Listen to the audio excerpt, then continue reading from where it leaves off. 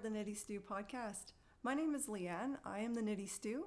Stew is short for stewardess. I'm a Canadian flight attendant and a knitter, and this is my YouTube channel where I get to share those elements of my life with you and this wonderful, warm, and loving knitting community. Thank you so much for being here, everyone.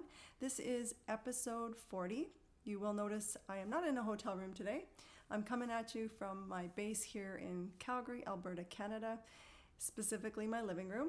And here in Calgary today, it is a gorgeous 7 degrees, 44 degrees Fahrenheit. And let's not be fooled though, okay? This is what we call fake spring, or what I like to say, spring of lies. Because by the end of the week, it is calling for -3, which is 26 Fahrenheit, and snow. So it's not spring yet, and in fact, it's quite brown here. No green that I see, although I do have a bit of a bounce in my step. So I hope you do as well, and thanks for joining me today. Before I jump into the rest of the episode, I have to say thank you so much for all the kindness and the compliments you guys said in my episode 39 about the gray blending hairdo and the new cut, and also reminding me that it's okay that I just do my best, because I'd mentioned it's a little tricky sometimes for me to put in extensive content about the overnight cities lately if I only have a few hours. And essentially you all said, just give us what you got, Leanne. We'll take what you have. So thank you for that. Thank you for reminding me that at the end of the day, it's all about the knitting. And for me as a podcaster I love watching knitting podcasts. And what matters to me is that I connect with the person delivering the information and that I'm inspired by the knits. Everything else is bonus and wonderful. And I like that too, but also let's talk about knitting. So thanks for being here, everyone. Please, I hope you will enjoy the footage I did put in the video at the beginning, which was of Polka Dot Creek, which is a local-ish to me yarn shop that specializes in hand-dyed sock yarns and other yarn.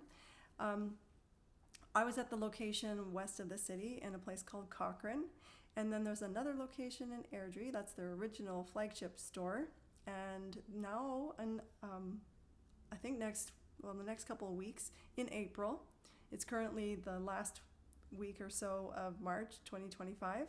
Next month, they're opening a third location in Mahogany, a community that's only like 15, 16 minutes from me, so that's dangerous. But yeah, lovely little shop. It was a historic building where they have this Cochrane location, beautiful things, and it's where I picked up my March sock yarn, which I will show in the finished objects area of the video today. So thanks for that, and thanks for your understanding. Please, I invite you to grab a beverage and maybe a project or two, and let's talk knitting. Before I jump into the episode, a big thank you to today's sponsor, Craftsy. I am so grateful to have the opportunity to partner with Craftsy, which is a wonderful online resource that I have personally benefited from.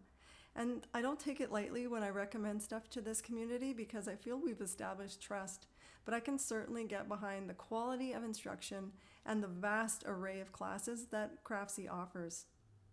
Most recently, my Craftsy Premium membership allowed me to expand my lace knitting know-how by taking Laura Nelkin's class called Save Our Stitches, Fixing Lace Knitting Mistakes. Oh my goodness, Laura Nelkin absolutely rocks. This class is full of timeless and valuable information. Absolute gold, which as I work on my garden cardigan, I need to know how to fix lace knitting mistakes or decide if I should or not. But no matter what creative rabbit hole you'd like to dive down, Craftsy offers more than 2,000 classes in over 20 categories, from knitting, crochet, painting, sewing, even how to build a paddleboard or sheep shearing. There's so much variety. The classes are designed with easy to follow steps, excellent instructors. There's live events, lots of patterns, recipes, and more. You'll also be notified of new classes that are being frequently added to their catalog. Right now, Craftsy is offering a fantastic deal. The first 1,000 viewers who click on the link in my description box below or on the QR code here on the screen will receive a full year of premium membership for only $1.49. So you must be a new member to take advantage of this offer, but if it's something for you, I highly encourage it. Thank you so much, Craftsy, for sponsoring my video today and for supporting my creative journey. Okay, let's talk knitting. Knitting. First up, I'll talk about what I'm wearing today. This is a pattern that I made last August for Knit City. I ran at it as a sprint so that I would have something cool to wear to Knit City Calgary. And I never quite finished it. I finished the body of it, and then I finished the short sleeve version, put the sleeves on clear barber cords, and wore it around as a conversation piece. This is a pattern called Look at My Holes by James and Watts.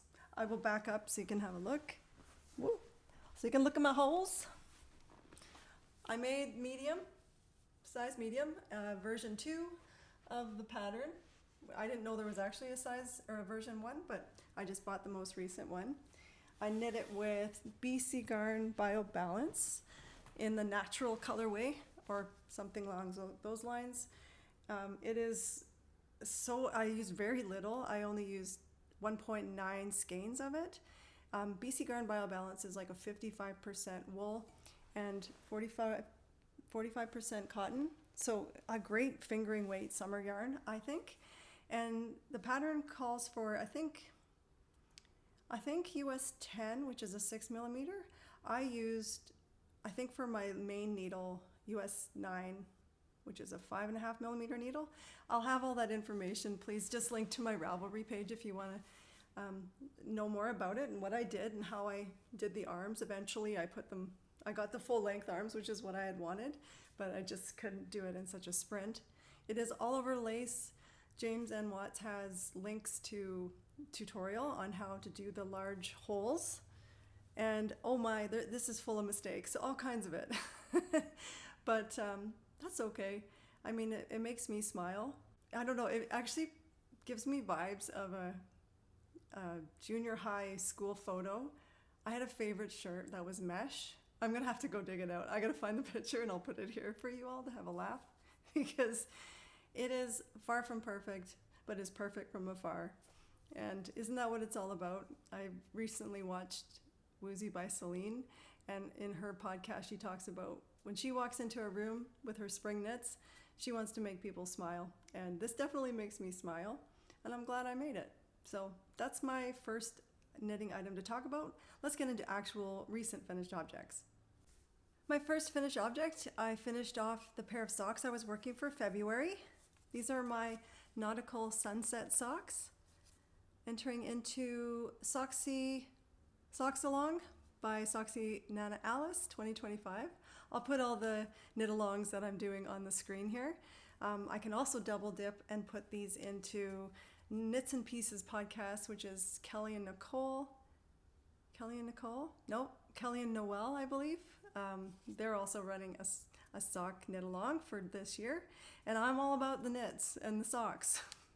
Of course I'm about the knits. I'm all about the socks right now. And this is a beautiful pattern by Nancy Wheeler of Knit Sip Happy. First time I've said that and not messed up over it. It is her Wintery Wood Socks pattern, which is a toe-up sock pattern that normally has a texture. And I spoke about it and what I love about this pattern in the last episode, and you all showed Nancy some major love, so much so that she cast on another pair for herself just because she's normally a cuff down sock knitter as well. And she's like, I think I might need to cast on a pair. So yeah, thanks for supporting a wonderful Canadian sock designer, Nancy Wheeler. And she also has a podcast, which is lovely to watch too. So so these are done. I used a US size 1 2.25mm needle, and this self-striping yarn is from Turtle Pearl Yarns, and it's the Nautical Sunset colorway. And I had quite a lot left because these come in the 100 gram, and I split it into 2, and I knit these one at a time. It actually took me 13 days. It is the smallest size of the pattern, and I still have this much left. So I actually could probably make another pair because I'm ending up using, what did I use? A total of, I didn't actually put my yardage. I will have to weigh these on my scale and figure it out. But I think I do actually have enough to do with the amount of the length of cuff and whatnot. So yeah, so that's my first finished object. I will actually quickly, because I can smell them, I almost forgot to talk about them. I just got new sock blockers with bees on them. I'll take the socks off. They smell like burnt wood. I love it. Oh, it smells so good. It must be from the machine that cuts the pattern out. But I bought these on their website by Woodico Project. I'll link it below. Look how cute those are. Ah, this is the second pair of sock blockers that I bought by this maker, which is based in the Ukraine. And they're lightweight, and I think they're so cute and beautiful. And to display socks and to block them on these is great. This is the size small, and they had a free shipping thing, which was always free shipping. So I'll link to their Etsy shop and their website in my description box below. But I just think those are fantastic. All right, that's my first finished object. I will get the second one. Okay, I'd like to introduce you to Sunny the Snuggle Monster. Oh my goodness. He is 1 foot 6 inches of absolute adorableness, in my opinion. I had all of his pieces knit and couldn't quite depict what he was going to look like when he was all sewed up and seamed up, and with his eyes and those pearly whites. Oh my goodness, I just think he's adorable. The original pattern is called Quincy, Quade, Quentin, a Memorable Monster, patterned by Rebecca Danger. And it's available on Etsy only, I believe now.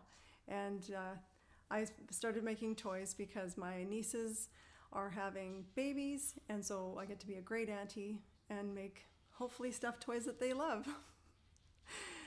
Okay, we got to discuss a little bit about, well, first of all, like, look, the belly button, come on.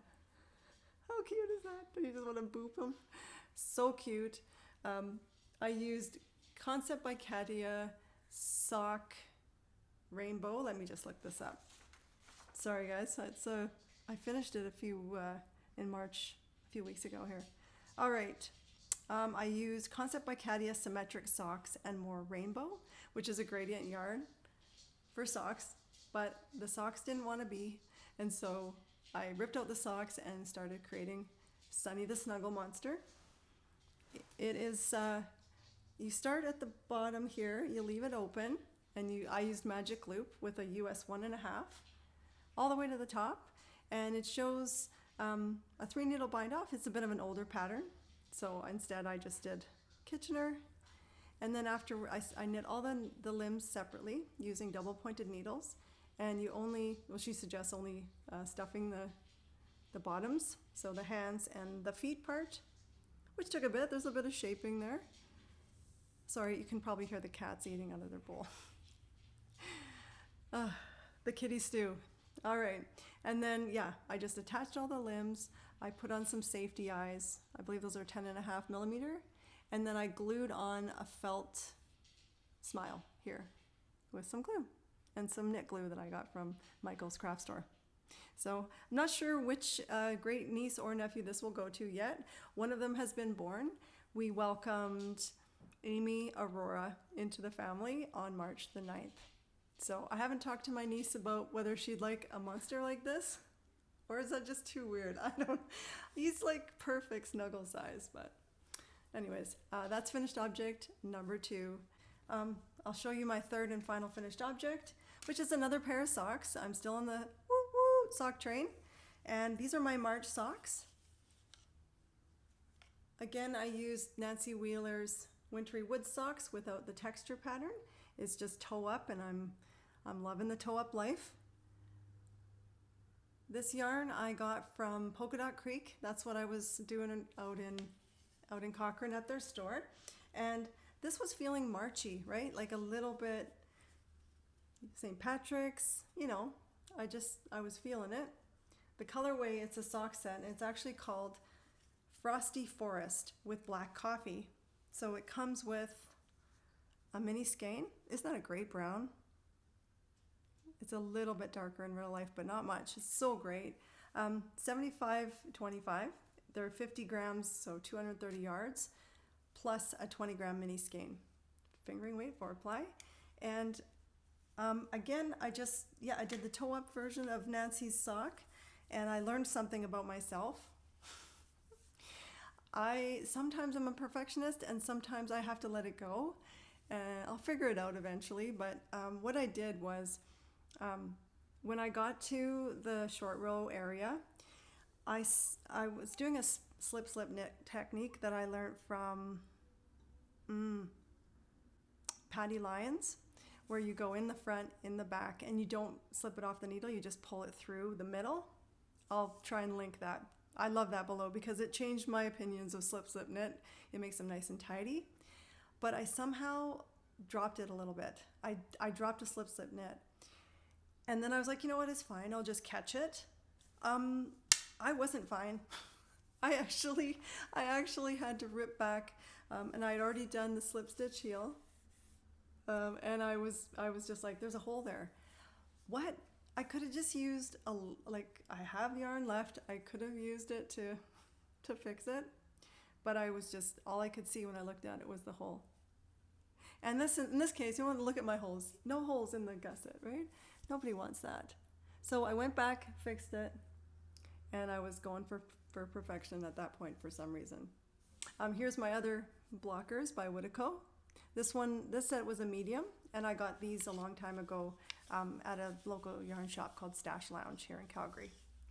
They don't carry them anymore. I think this maker only sells them online now. Not sure, don't quote me on that, but anyway, that's my final finished object, another pair of socks.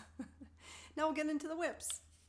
I took off my Look at My Holes shirt so I could try on my next work in progress, my first work in progress, which is the Olive Cardigan by Ivana Sturm, also known as Nude Knits on Ravelry. I started this, it's a paid pattern. I started this on January 26th of this year, as I would really like a spring jacket. And this is a thick gauge that I shopped from my stash by combining two yarns, McCausland Unspun from McCausland Mills in Canada, which is a Canadian pencil roving, and then I paired it with Woolly Knit 4-ply, two dark brown black yarns, which I love, and then I was going for some texture. So this pattern has 6 sizes. I'm making size small, and I gotta be honest, it's kind of turning into a bit of a slog. And I'll tell you why, but here's what it looks like on so far. I'm getting there. I'm on Body Island. Let me move my sleeve stitches so you can see the texture. Okay, so there we go. We got a little ways to go because I'd like it to be definitely past my hip. So I probably have an equal distance still to go. And this is why it's slogging along is, need I say more? Full twisted rib detail, which is the pièce de résistance, but also what is making me lose my flow as I work through the body of this. It is top down, obviously, and I actually ended up switching to a larger needle than I originally started with. I was using a US 10s and also a US 10.5, which is a 6.5 millimeter needle. And I was just finding it really slow going. So I got out my good old handy dandy Knitter's Pride, and I have a special tip, which is a 7.0 millimeter, just to get it going a little bit quicker. Because I do want this. It's actually giving me, a similar look, I feel, to the new DRK Everyday Cardigan, which I bought immediately. It is incredible, but it's got these details. I didn't actually read it over that clearly because it's so similar, but obviously not in a 13 by 20 stitch gauge. This is very bulky weight, but it's lightweight because it's unspun. I'm gonna love it when it's done, but right now it's, I have to be in the right headspace, and I have to be watching a good podcast or perhaps listening to an audio book, which I would like to recommend one to you before I forget. My friend in Cornwall, Ontario, her name is Mimi Must Knit on on YouTube here and on Instagram. She's an avid reader, and she inspired me and recommended an audiobook that I chose to read that I listened to, called The Dutch House by Anne Paquette. And this is a problem. I loved it, but it was Tom Hanks reading it. And so I'm ruined. Like, I don't ever want to listen to any other audiobook unless Tom Hanks is reading it. So I'll have to, if you guys want to suggest some more audiobooks that you love, please go ahead and do so, because I'm going to need to channel and be distracted as I work through the details, which aren't that bad. Like, you wouldn't think that that's that much, right? It goes all the way down. But I need something. I want this product, but there's so many other things I want to knit. So that's where we're at as far as the olive cardigan goes. And yeah. Oh dear, maybe I should have called this the Sad Beige Brown podcast, because my next work in progress is also a brown natural color. Just really into it right now. This here is my garden cardigan, which I got going on. Got quite a lot done. I started the actual construction of it on February the 6th. And you start at the back with a crochet cast on, not for provisional reasons. It's actually just to give structure so that it's easy to pick up and work down the button bands and across the front panels. So that's why you do it, which is easy enough. I actually watched the tutorial that is linked in the pattern, and yeah, had no trouble with that. So I am making size 2 in this pattern by ANKESTRiCK, and I think it's quite stunning. The yarn I'm using is Sheepsoft DK by Laxton's. It's BFL Masham, and it's where Sonder yarn, I believe, is also milled, but I purchased this from Christine at Wool and Waves. She actually has this yarn on sale right now for 10% off if you wanted to check it out. This is the color Dentdale, and I'll just show you what's going on so far. Back it up. So I'm going along. I like how the drop shoulder's looking so far. I think the sizing is on point. Imagine that when I actually gauge swatch and get gauge. I think I should probably be in good shape for that. I'm knitting it with a US 6 4mm needle. And here's what I'll say so far. Note to future Leanne. Even though this is simple, one-sided lace, which I learned from the Laura Nelkin video, that one-sided lace is when you work a pattern on the right side and then on the wrong side you just purl back. It's a 4-row repeat. Should be simple, but I didn't use stitch markers because the yarn overs are so frequent, and it's only 2 rows where you actually have to concentrate.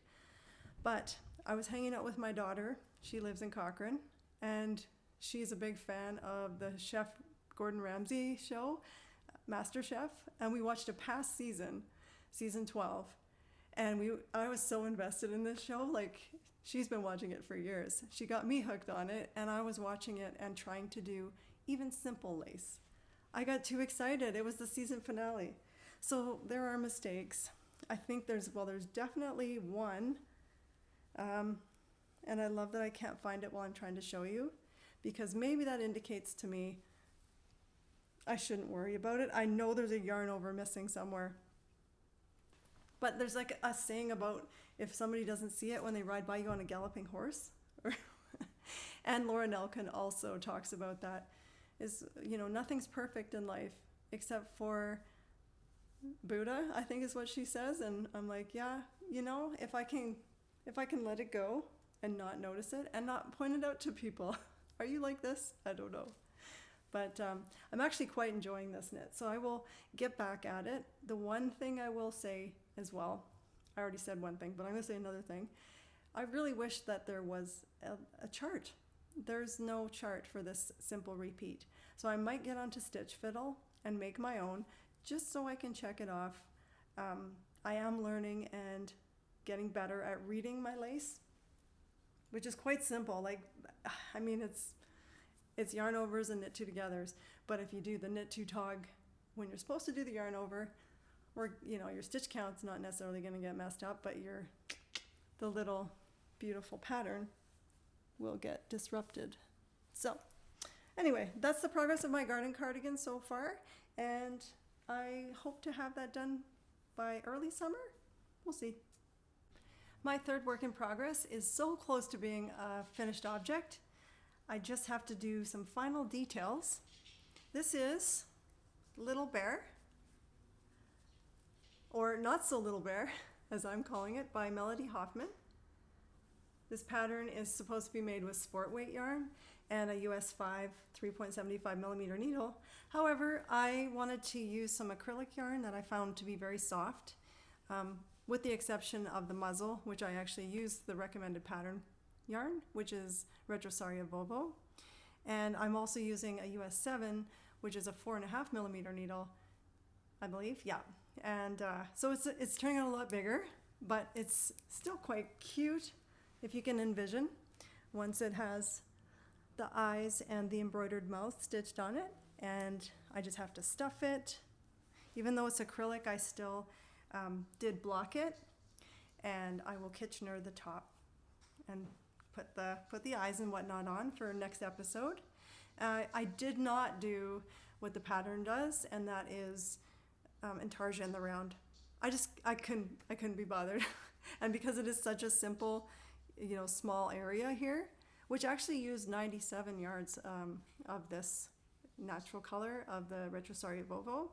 And this is Patton's Canadiana in Stone Heather. I just thought it was very bearish and soft, and for acrylic yarn, it's not squeaky or rubbery or plasticky at all. I do like Patton's Canadiana. Yeah, so this is very nearly done. The pattern itself is, I like that I don't have to pick up any limbs, and that I did the duplicate stitch instead of intarsia in the round. That's what I did there. But the wording's a little wacky as far as like joining the bottom, which I just did a Turkish cast on, and I think the pattern does the Judy's cast on. Either one is fine. And then you work your way up. So that's the feet. And then the ears, which I found to be really fun to do. This is the top part. This was all German short row shaping. And yeah, you finish it with a Kitchener stitch. So this will be going to one of the great nieces and nephews on their way, and it'll be done for sure by the next episode. But this is my final work in progress. It's not that exciting. I don't know if my projects were that exciting this time around, but I hope you enjoyed the content anyways. I'm making another pair of socks. This time it's more of a bed sock. I'm using DK yarn to make what's called Easy Peasy socks. And I've already turned the heel. It's a cuff down. It's actually a pattern designed for beginners by Stacey Trock. It's a free pattern. And I used it in 2015 when I made this pair of socks, the original pair of socks, which is why I'm doing it again. Because, I wear these socks, even though I didn't know at the time that you shouldn't use 100% merino that had no nylon or a tight twist. So I blew holes in the original pair. This time I'm using Seven Brothers, which is a Finnish yarn, and it has nylon in it. It is 75% wool and 25% polyamide, not nylon. But yeah, I made in Finland that I got from a local yarn shop here called Gina Brown's. She does carry a lot of European wools, which I quite like to be able to go get those in person. It's handy. And I guess this is the brown episode. I'm all about it. So anyway, I'm doing it on Magic Loop, and you use a US 5 3.75 millimeter needle. Obviously going really quick, but I do find that my toes get cold at night, so I'm gonna make another pair of those to replace these suckers. I wanted to show the original pair. Yeah, check them out. That's what they look like from that side, but blue holes in the bottoms, and just made it with soft wool. I forget where I got this, but I do have the project page on my Ravelry. And it's funny because back then I didn't even know how to do a Kitchener stitch, and they're bound off with a 3 needle. Aw, yay, evolution of knitting skills. That's pretty great. But I do like wearing these, except for, of course, I could use fabric at the bottom, and I'm not going to darn them, so I'll just make a new pair. So that is it for all my finished objects and my works in progress. I do want to bid anyone adieu that might not want to stay for the quick little family announcement update, which I'm going to do next. And thank you for joining me if you are taking off right now. I will see you again in a few weeks. Thanks again. Okay, so thanks for sticking around if you're here for the life update. I gotta just say, 2025 has been like this. Up and down, up and down. I've had a couple of losses recently. One was a very significant mother figure in my life from my childhood, a lady named Patricia, Mrs. Schulte. She'll always be to me. She passed away, and she was such a unique character, and I'm sad that she's no longer with us. As a result of her passing, there was a large gathering of all of us from the original gang. I grew up in a small acreage community within the city here in Calgary. And, when we get together, we just go way back. And it's very interesting to get to see everybody and connect. So that part of it was really nice. But sad. And then we also lost my auntie, my favorite aunt, Auntie Jean, recently. So her funeral is coming up in the early part of April. And then, other things that were good have occurred. One is that my husband got a new job and is getting going on it. He's an oil and gas guy, but he got out of that to try his hand at Canada Post.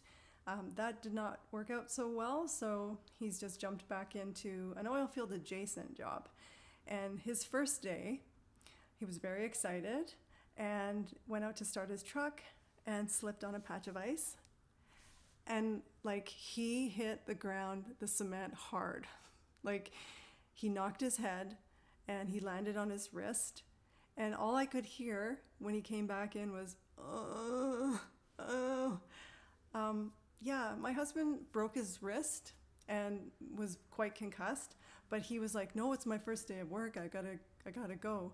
So he goes to this new job. And by 11, he's calling me like it's time to go to emerge. So he went and got casted up. And so that happened. Gets the new job, breaks his wrist. But I think what trumps it all, and this is the big announcement, is that my sister Wendy and my brother-in-law Robert, they have the little farm, which I've showed footage of before, just south of the city in Okotoks area.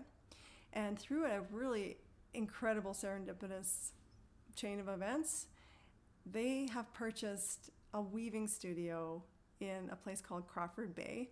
In addition to that, they purchased the bed and breakfast right next to it as well. So there's some big changes, big moves. My husband and I had the pleasure of going out to view the site back in October, and it's gorgeous. And I'll put footage of it right after I finish talking here. But when we were there, they were like, we don't have a clear way to go, an answer. The weaving studio is only for sale. It's been in Crawford Bay for 30 years. It'll be the 30th anniversary of that shop. And it has a very loyal clientele, and the owner there and her husband are amazing. And they wanted my sister, Wendy, to be the legacy, to carry on. The owner has ALS. And they are making their arrangements as her condition, continues to decline, sadly. And then my brother-in-law and sister came back, and they're like, no, we're okay, we're content where we are. And then when they found out that bed and breakfast was back on the market, and they'd have a place to move, that was it. They're like, let's put in an offer. And the other offer that was already in fell through. So this is all meant to be. It's so exciting. I'm excited for her new adventure. I mean, my sister is now 30 minutes away from me, and soon she will be a 7-hour drive away. There is an airport, Cranbrook, but it's still, I think, a 2.5-hour drive from there. So I look forward to watching this new chapter of their lives and how that trickles out into the family. It's very exciting. So anyway, she said I could share that news here on the channel because it's exciting. I will link the, it's called Barefoot Hand Weaving. How cute is that? I love it. Because the owner said weaving with shoes on is like playing the piano with mittens. And that's her theory. So anyways, that's all for me today. I am losing the light, and I promised my husband I would go to Walmart and get us some groceries before he gets home from work. So I'm going to do that and bid you all adieu. Thanks for joining me today. Please feel free to leave a comment and say hi and whatnot. Again, until next time, I hope you're well and in finding a lot of joy in your crafting and making. Bye. See you next time.